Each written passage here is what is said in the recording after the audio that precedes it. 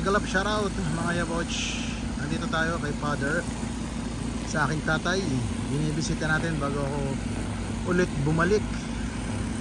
Bago ulit tayo bumalik sa ating trabaho, sa ating work sa ibang bansa.